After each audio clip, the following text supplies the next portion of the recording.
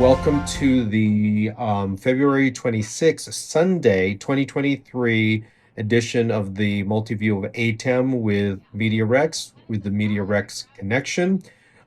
This is going to be really a slightly different way of me approaching this particular presentation, because this is also kind of a demonstration for a colleague in my local community. Um, don't want to say too much about what the purpose is, but I'm using my ATEM Mini Extreme ISO, and this is the HDMI version of this. I know that there are SDI versions of the ATEM Mini uh, video switchers. And so I've got Lily's stream going, and it is in one of my various inputs. I'm lowering her audio for right now, and I wanted to demonstrate the different features of what are going on. And so this is an 8-input ATEM Mini. And among the different inputs that I have are my Canon RF 800, really low-end Canon camera. I'm going to point to it so we can acknowledge that this is where this video is coming from. And so I'm going to go to video one, and so there's a preview, and I'm going to auto. So that's where that is. I'm going to point. That's camera video one.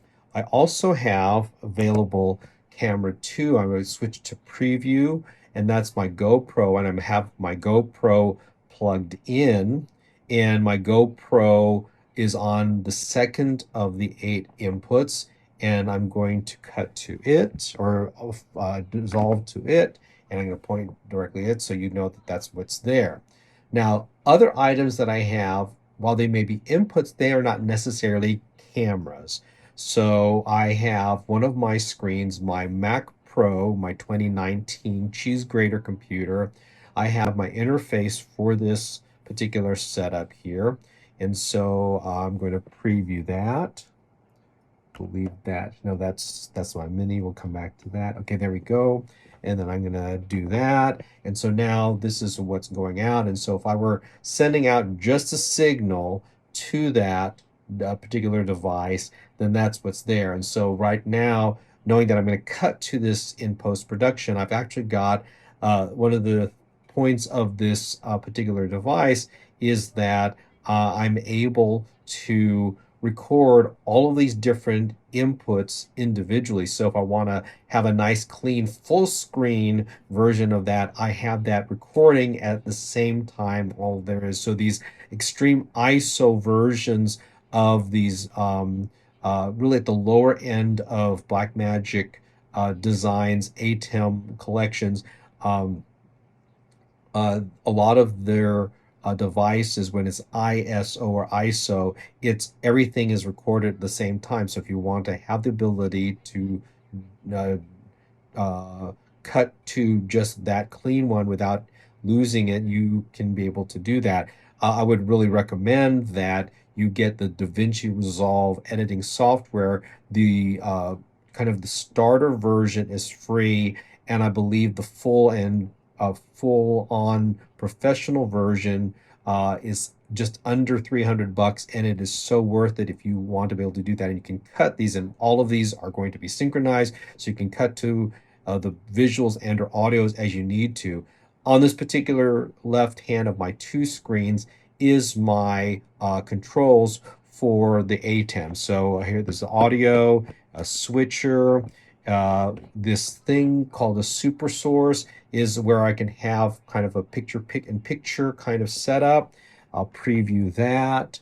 And so you can see that. And so if I wanted to do a recording where I have the picture-in-picture and me in camera 1 in the box there, I can do that. I can also use it to rearrange things, but depending on how I want to configure things, I can have certain items. So if I wanted to have, instead of my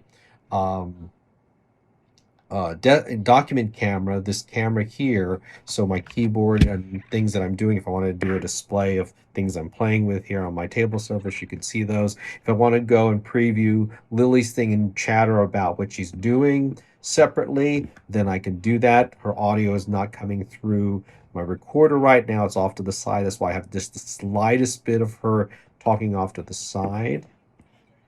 Uh, uh, I can certainly use the software to, so if I want to change the source of that to this Mac Mini, where that's there, and then I can do blah, blah, blah, blah, blah. This is what she's talking about. I can be able to do that if I want to go in and I want to talk about something else, like on uh, my other computer, I can certainly bring that up. And so what is, okay, my Mac Pro secondary. So I'm able to use this particular setup. And so for my multi-view of ATEM, my gimmick for this is that what I present to you all is, rather than a single view at a time, is that you've got this sensory overload on purpose, where all of these things, you can see what I'm manipulating and playing with in real time as I'm going through things. Some things may not change during the course of the presentation, and some of the things will go. So I'm going to go switch this back to where it was on my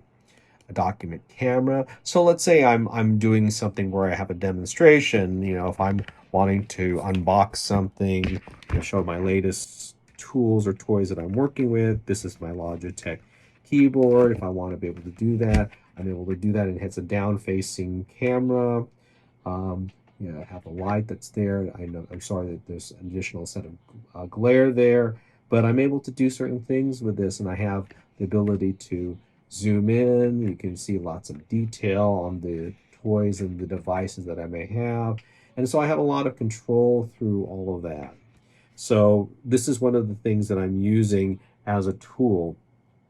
Um, the idea of these switchers is that they're overall, for the person who's running them during a production, they are much easier to control. And literally, if you are also one of the talent that's appearing, it's small enough in terms of scale that you could be able to manipulate that while you are in the middle of your hosting presenting duties as well. The ATEM Mini line has recently expanded to include SDI equipped inputs and outputs. So if you have equipment that support that and you have long cable runs, I would recommend that you look at those. The HDMI, while you can have some with the appropriate kinds of cables, longer than 6 or 10, 15, 20 feet kinds of things, I really wouldn't recommend it for, like, in a large home owners association run type of theater. And if you want to have something where your control room, your studio, whatever you call the production space, that's not like a control booth, if you want to have that to be where the mixer or these switchers are located, I think that something that's SDI based is a better fit for this kind of thing. But if you have something where you're not that far away, doing Zoom types of setups, board meetings, uh, community forums, those kinds of things, then something along the lines of this might be useful. I would not recommend for um, a kind of medium to long term kind of idea, uh, uh, mixture with less than these 8 inputs. You can certainly get by with a portable setup for 4. And so I have a number of them, but this one is my go-to one. This is what I have permanently set up on my work surface, because I may want to have all sorts of different mixes of things, and I don't want to be plugging and unplugging and re-plugging all the different possibilities. So that's it in a nutshell. So one of the things that I like to do is Lily here will have In addition to talking about economic topics, she also has been featuring her using these kind of bullet journals and different ways to do on paper kind of planning. And so that's one of the things I've been liking. I've been doing and I like to do on Sundays. She was recently on given a position with a local NPR station where she resides. And so that has changed the timing of her particular presentations. And that's one of the reasons I'm, in particular, when I'm featuring her um, today. Let me change that so that will fill up the screen a little bit more. Um, I'll I'll stop chattering for a little bit. I'll walk away. I'll turn her audio up on the side here.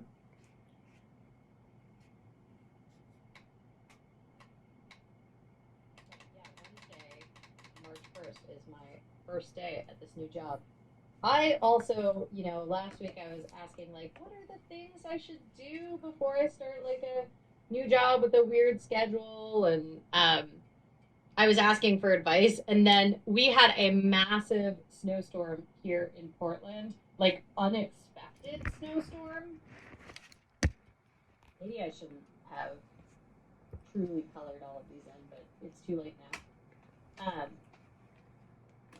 It was unexpected. We got 11 inches of snow. It was the second most snow on record ever in Portland, and it happened midday on Wednesday, and the predictions were like, oh, I don't know, maybe like less than an inch of accumulation. Like, I went out to the rink in the morning, and none of us were talking about the snow. And normally Portland freaks out when there's a snow prediction, but because of that, people were stuck in traffic for like 12 hours getting home because it was coming fast and it was absolutely not predicted. And the transit agencies, the highway administration, the local transit agencies, literally none of them were prepared for what went down. So, yep. Okay, what color should I color in my trip? I think I'll do like a teal color for the ones where I'm working the evening shift. So I've got that. Well, I guess it's like more like an afternoon swing shift. And I know what times I'll be like working with people when they're on air, but I'm not actually sure how early I'll need to get into the station because I will be able to work from home on my office non on air days, but this month I'm pretty much going in, which just because it'll give me more of an opportunity to like meet people and everything. So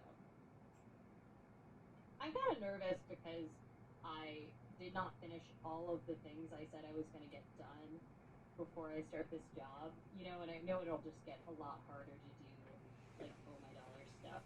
Um, One of the things was that on Wednesday, because of the like weird unexpected snowstorm, I was doing one of the pay it forward workshops that I do. So we do this. I do this. Like I work with a bunch of different youth shelters and foster youth agencies, and I work with them on teaching financial literacy training. And every year I do like a kind of taxes 101 workshop because a lot of these youth have never filed taxes before, and last year it was especially important because it was if you were a foster youth or a former foster youth, you qualified for a bunch of stuff last year. Um, what are we thinking? Donuts, little animals, kawaii donuts. I'm working through some different options here. Should I just do like flowers? What do we think? This is like the seasons. I don't feel like that's that appropriate. This one is donuts. This one is like cute animals. This one too much stuff. I think this one is from Daiso, and it's like more chill donuts.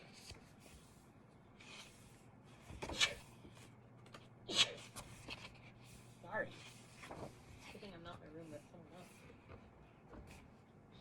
So I'm Oh, I going donuts. to Okay, everybody's reduce the voting for volume one down here. here. So you can see that in my ATEM multi-view that I've got my particular bullet journal, which I've got to really get caught up on. I really enjoy doing it. It's a really kind of a Zen thing for me when I'm doing this.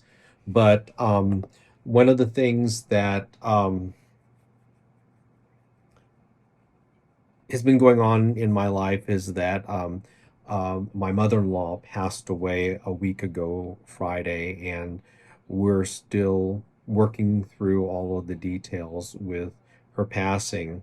And she was a significant figure, of course, in my life, but um,